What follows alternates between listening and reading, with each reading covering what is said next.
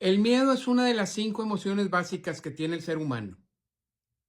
Alegría, tristeza, enojo, asco y por supuesto miedo.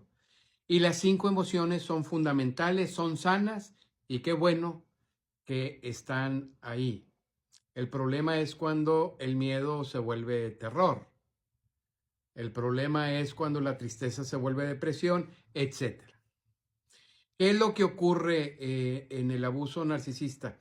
Quiero ser bien breve porque quiero que esta idea sea bien poderosa si tú eres víctima de abuso narcisista.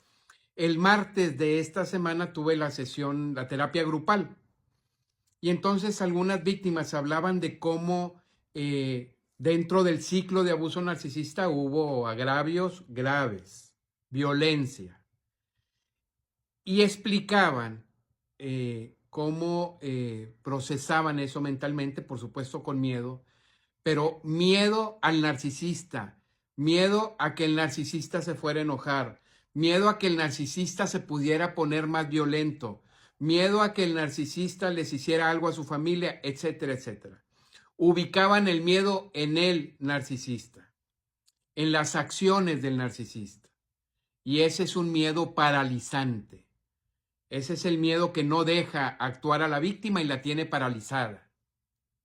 Pero hay otro miedo que identificamos y es cuando en lugar de depositar el miedo en la víctima, en el narcisista, depositas el miedo en ti, no en lo que haga el narcisista, sino en lo que te pase a ti, en el daño que se pueda generar en ti, etcétera. Y ese es el miedo accionante, el miedo que empuja, el miedo que permite a la víctima tomar decisiones, denunciar, irte de ahí, avisar, etcétera, etcétera, etcétera, etcétera. ¿Y tú en qué miedo estás? ¿Estás todavía en el miedo otorgado a él? ¿O en el miedo propio, el sano? El que activa tus instintos de salvación, tu instinto de sobrevivencia y el que te permite huir. Y voy a hacer un paréntesis. Este primer miedo, el que se deposita en el narcisista por lo que haga, pudiera ser este que le da al narcisista todo ese poder. También es el miedo que no te permite contarle a nadie lo que está pasando, los abusos que estás viviendo, la violencia que estás viviendo, las amenazas que estás viviendo, las vejaciones, las sumisiones, el control, el dominio, el aislamiento que estás viviendo.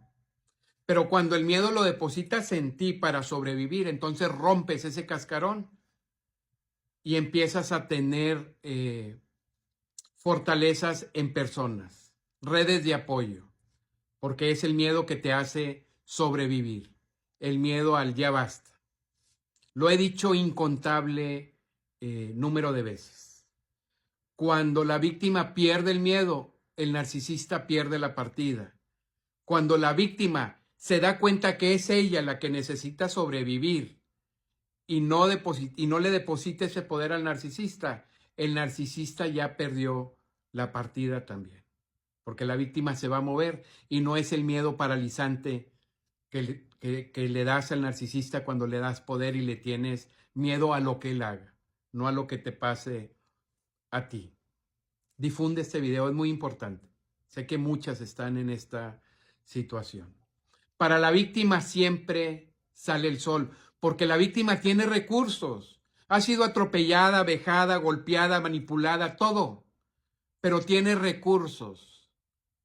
Y cuando utiliza esos recursos, rompe con el ciclo de abuso narcisista y se libera. Para el narcisista no, jamás va a salir el sol porque no tiene recursos para sanar ese niño roto que lleva dentro.